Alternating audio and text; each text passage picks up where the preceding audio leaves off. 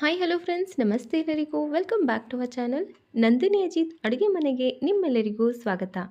ಸ್ನೇಹಿತರೆ, ಇವತ್ತಿನ ವಿಡಿಯೋದಲ್ಲಿ green chicken chops recipe share ಮಾಡ್ತಾ ಇದ್ದೀನಿ. ತುಂಬ ಸುಲಭವಾಗಿ ಬ್ಯಾಚುಲರ್ಸ್ ಆಗಿರಬಹುದು, ನಾನ್ ವೆಜ್ ಪ್ರಿಯರಿಗಂತೂ ತುಂಬಾ ಇಷ್ಟ ಆಗುವಂಥದ್ದು. ಸೊ ಬನ್ನಿ ವಿಡಿಯೋ ಸ್ಟಾರ್ಟ್ ಮಾಡೋಣ. ಇದಕ್ಕೆಲ್ಲ ಏನೇನು ಬೇಕಾಗುತ್ತೆ ಅಂತ ಒಂದ್ಸರಿ ನೋಡ್ಕೊಳ್ಳೋಣ. ಅರ್ಧ kg ಚಿಕನ್, ಶುಂಠಿ ಹಾಗೂ ಬೆಳ್ಳುಳ್ಳಿ, ಒಂದು ಈರುಳ್ಳಿ ಬೇಕಾಗುತ್ತೆ ದೊಡ್ಡದು, ಪುದೀನ ಹಾಗೂ ಕೊತ್ತಂಬರಿ ಸೊಪ್ಪು ಎರಡು ಕೂಡ ಒಂದೊಂದು ಹಿಡಿ ತಗೊಳ್ಳಿ. ನಂತರ ಹಸಿರು ಮೆಣಸಿನಕಾಯಿ, ಜೀರಿಗೆ, ಕಾಳುಮೆಣಸು, ಚಕ್ಕೆ ಹಾಗೂ ಲವಂಗ ಬೇಕಾಗುತ್ತೆ. 1 ಸ್ಪೂನಷ್ಟು ಧನಿಯಾ ಪುಡಿ ಬೇಕಾಗುತ್ತೆ. ನಂತರ 1 ಟೀ ಸ್ಪೂನಷ್ಟು ಅರಿಶಿನ, ನಂತರ ರುಚಿಗೆ ತಕ್ಕಷ್ಟು ಉಪ್ಪು, ಹಾಗೆ 1 ಟೇಬಲ್ ಸ್ಪೂನ್ ಎಣ್ಣೆ ಬೇಕಾಗುತ್ತೆ. ಈಗ ಒಂದು ಮಿಕ್ಸಿ ಜಾರ್ ತಗೊಂಡು ನಾವು ಈರುಳ್ಳಿ, ಶುಂಠಿ ಹಾಗೂ ಬೆಳ್ಳುಳ್ಳಿ, ನಂತರ ಕೊತ್ತಂಬರಿ ಹಾಗೂ ಪುದೀನ ಸೊಪ್ಪು, ಹಾಗೆ ನಾವಿದರಲ್ಲಿ ಹಸಿರು ಮೆಣಸಿನ್ಕಾಯಿ, ಜೀರಿಗೆ, ಲವಂಗ, ಕಾಳುಮೆಣಸು ಹಾಗೆ ದಾಲ್ಚಿನ್ನಿ ಚಕ್ಕೆನ ಹಾಕ್ಕೊಳ್ಳೋಣ. ಇದ್ರ ಜೊತೆಗೆ ಟೀ ಸ್ಪೂನಷ್ಟು ಅರಿಶಿನ ಕೂಡ ಸೇರಿಸ್ಕೊಂಡು ನುಣ್ಣಗೆ ರುಬ್ಕೊಂಡು ಬರೋಣ. ನಮ್ಮ ಮಸಾಲೆ ರೆಡಿ ಆಯಿತು. ಈಗ ಒಂದು ಪ್ಯಾನ್ ಇಟ್ಕೊಳ್ಳೋಣ. ಪ್ಯಾನಿಗೆ 1 ಟೇಬಲ್ ಚಮಚದಷ್ಟು ಎಣ್ಣೆನ ಹಾಕ್ಕೊಳ್ಳೋಣ. ಎಣ್ಣೆ ಬಿಸಿ ಆದಮೇಲೆ ನಾವು ರುಬ್ಬಿಟ್ಕೊಂಡಿರುವಂಥ ಮಸಾಲೆನ ಇದಕ್ಕೆ ಸೇರಿಸ್ಕೊಳ್ಳೋಣ. ತುಂಬ ಸುಲಭವಾಗಿ ಮಾಡ್ಕೊಳ್ಳುವಂಥದ್ದು ಫ್ರೆಂಡ್ಸ್, ಬೇಗ ಕೂಡ ಆಗುತ್ತೆ. 10 ರಿಂದ 15 ನಿಮಿಷದಲ್ಲಿ ಇದೆಲ್ಲ ರೆಡಿ ಆಗುತ್ತೆ.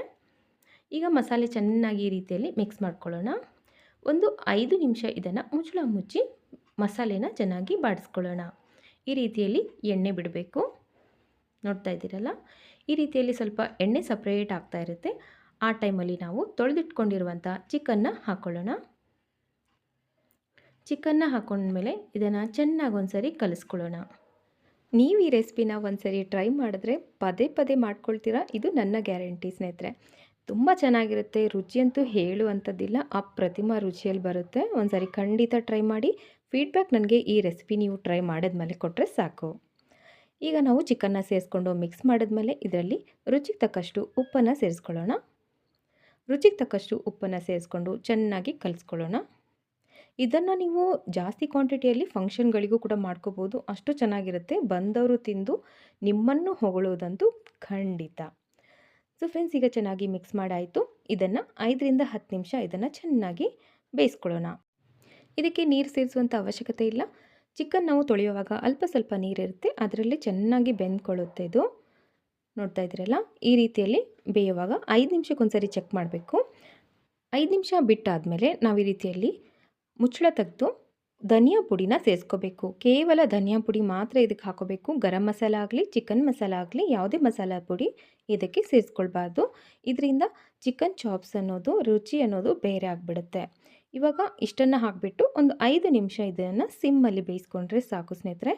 ಗ್ರೀನ್ ಚಿಕನ್ ಚಾಪ್ಸ್ ರೆಡಿ ಆಗುತ್ತೆ ಸೂಪರ್ಬ್ ಆಗಿ.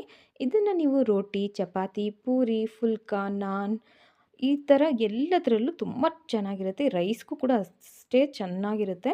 ಒಂದ್ಸರಿ ಖಂಡಿತ ಟ್ರೈ ಮಾಡಿ. ನೀವು ಫೀಡ್ಬ್ಯಾಕ್ ಕೊಡೋದನ್ನು ನಾನು ಕಾಯ್ತಾ ಇರ್ತೀನಿ. ಸೊ ಸ್ನೇಹಿತರೆ, ನೀವು ಈ ವಿಡಿಯೋ ನೋಡಿ ನನಗೆ ಸಪೋರ್ಟ್ ಮಾಡ್ತೀರಾ ಅಂದ್ಕೊಂಡಿದ್ದೀನಿ. ವಿಡಿಯೋ ನೋಡಿದ್ದಕ್ಕಾಗಿ ತುಂಬ ಧನ್ಯವಾದಗಳು.